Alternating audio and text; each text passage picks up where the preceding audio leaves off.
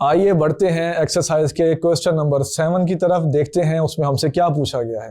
तो सवाल नंबर 7 में ये कहा गया है कि मुनासिब लफ्ज की मदद से मिसरे मुकम्मल करें। इस सिलसिले में आप देख सकते हैं कि आपके सामने कुछ मिसरे जो हैं वो दिए गए हैं और उनमें खाली जगह छोड़ी गई हैं।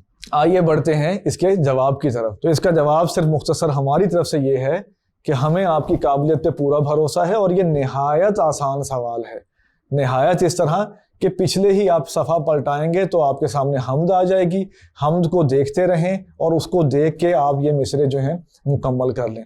एक बात हम आपसे और करते चलें कि हम आपसे तवक्को रखते हैं अपने शागिर्दों से कि वो हिस्सा नज़्म और हिस्सा गज़ल में जितनी भी चीज़ें हैं उनको अज़बर कर लें, उनको याद कर लें, वो आपके काम आएंगी शेरों की तशरीह करते हुए, इस तरह के सवाल हल करते हुए। बाज़ दफ़ा किसी एक गज़ल का शेर जो है किसी दूसरी गज़ल के शेर की तशरीह में आपके काम आ सकता है, बाज़ दफ़ा कोई मजमून लिखते हुए आपके काम आ सकता है। इसके अलावा ज़ख़ीरे अल्फाज में इजाफा होगा आपके। उसके अलावा आहंग जो है गज़लों का, नज़मों का, हम्द का, नात का, वो आपको समझने में मदद मिलेगी।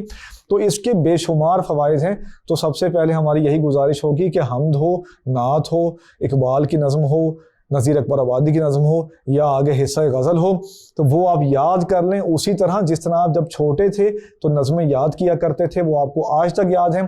तो जब ये याद करेंगे तो ये सारी ज़िंदगी आपको इस उम्र में याद करेंगे तो आगे भी याद रहेंगी। तो इसका हल यही है कि सफ़ा पलटाएं, हमसे देखें और उसकी अपनी मदद आपके तहत इसका जवाब जो है आप मुकम्मल कर लें। आइए बढ़ते हैं इससे अगले सवाल की तरफ।